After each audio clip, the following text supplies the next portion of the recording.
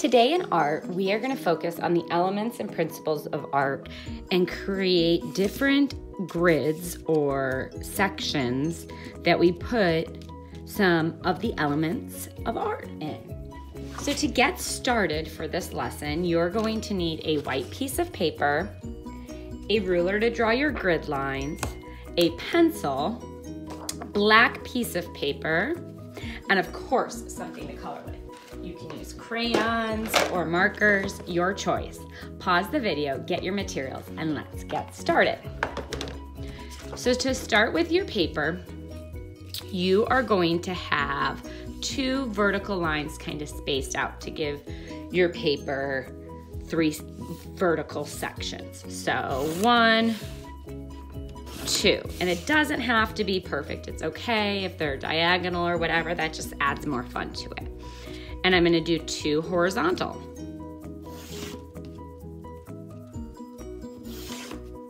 Now I have my grids.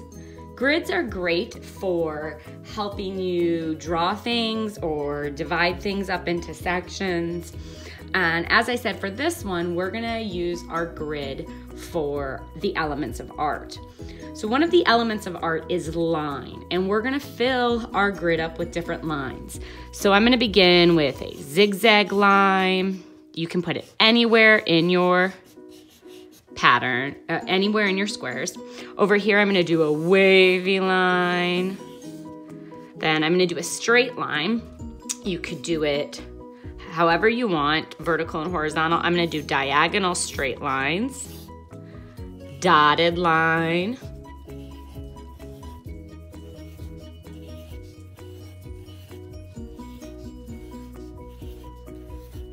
spiral line. You can make big spirals and little spirals. That one's my favorite. So I have straight line, zigzag, wavy, dot, and spiral. In the other sections, you can think of shapes that you might like. So I'm gonna do some hearts because I love the heart symbol. It symbolizes love and being kind. You might come up with a different one. In the middle, I'm gonna show you how to draw a star. It's a good skill to know. To draw a star, you go up and down. Kind of looks like an upside down V. Diagonal across to the corner. Straight across to the top. And diagonal back down to meet in the corner. Let's practice that again. And if you want to make a smaller one, you can. And then what I do is I erase the inside.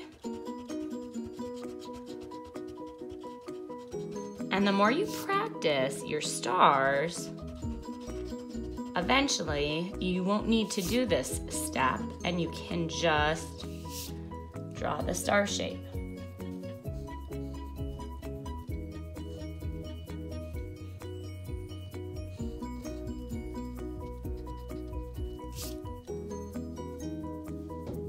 Over here, I'm gonna write my name and I'm gonna do it in block letters. So my name, Mrs. Samsel, might not fit, so I'm gonna do just Melissa. That's my first name.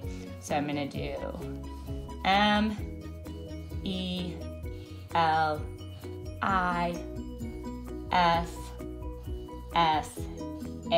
So when I wanna do block letters, I want those letters to be kind of spaced out, and then I can go around them.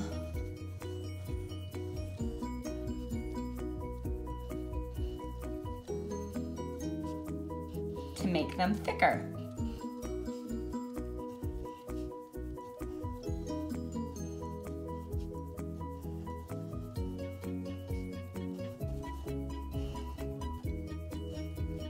There's my name in block letters.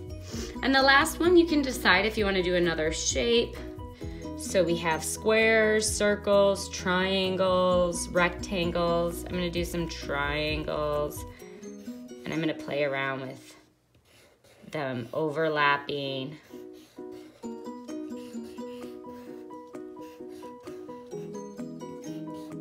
Once you have your design, You're going to outline it in a black Sharpie marker. If you don't have a black Sharpie marker, you can outline it in just a regular black Crayola marker. So go ahead and grab whatever it is you want to outline your detail with and come back with me.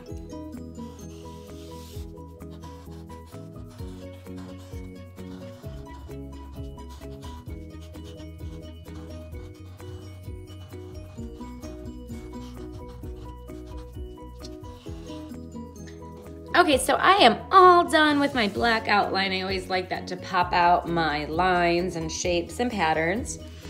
Before we start coloring, we're gonna talk a little bit about some elements of art. And one of the elements of art is color. And today we're gonna focus on some specific colors. And we're gonna color in our gridded sections some of those elements. So you can pick one. I'm gonna pick the one in the center, and I'm gonna write P-R-I-M-A-R-Y. And that stands for primary. Primary colors are colors that you use to mix other colors. And those are red, yellow, and blue. So I'm gonna color my gridded section red, yellow, and blue to show that I understand what the primary colors are. I want you to do the same. Find an area, a gridded area, and use red, yellow, and blue and write primary on it.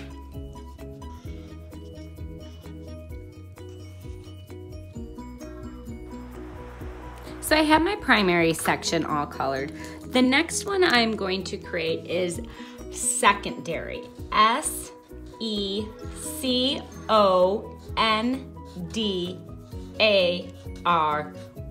Secondary colors.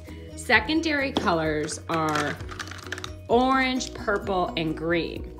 And they are made by the primary colors. So if I mixed red and yellow together, and you can try this in an experiment, you would get orange. If I mixed blue and yellow together, I would get green.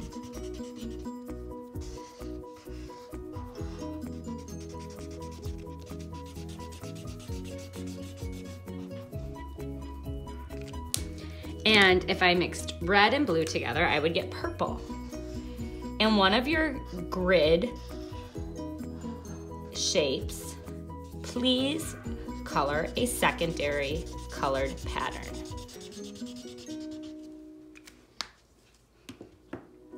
My next color selection we're going to talk about is going to be hot and cool colors. And these are colors we use for temperature. So I'm gonna do hot here and cool here. So I'm gonna write hot, H-O-T, and cold, C-O-L-D. And you could write warm and cool or hot and cold. And these are colors that relate to temperature. So blue, purple, and green are what we use for cold colors. And red, orange, and yellow, stuff that we might color for fire or things that are hot colors. So go ahead and color those now. Okay, so I have red, orange, and yellow. Those were hot. Blue, purple, and green, that's cold. And of course your primary and secondary. Let's keep going. The next element of color we're gonna talk about is gonna be your neutral colors. And these are going to be gray, black, and brown. These are colors that you find on maybe animals. So you know that dogs are kind of brown, black, or gray in color, or white. We're gonna pick an area to do that, and I'm gonna write neutral down here so you can see it. N-E-U-T-R-A-L.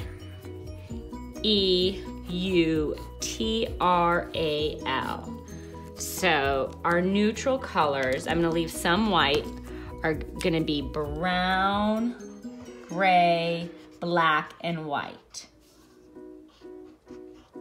So find a gridded area that you would like to color brown, gray, black, and white for your neutral color section. Okay, so I have the white, the black, the gray, and the brown for my neutral colored section. The last few that we have, I'm gonna leave up to you on how you want to color. I just wanna see that you understand the primary, secondary, warm and cool, or hot and cold, and neutral. The rest you can decide how to color. Okay, I have my elements of art all colored.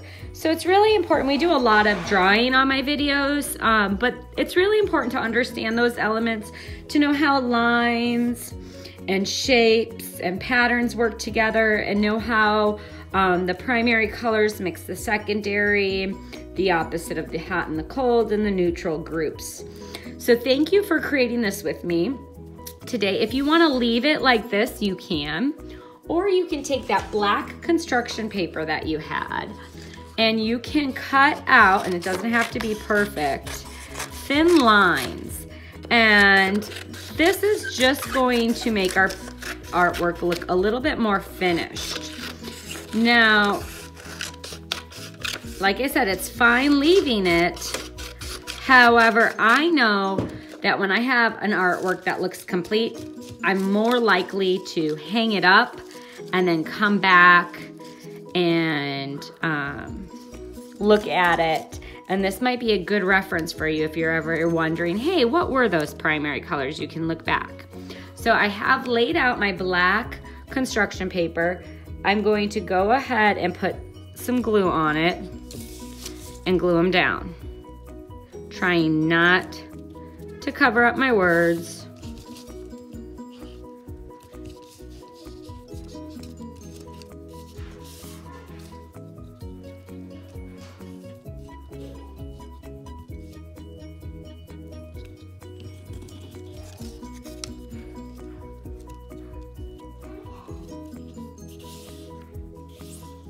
And then just taking my scissors, I can cut off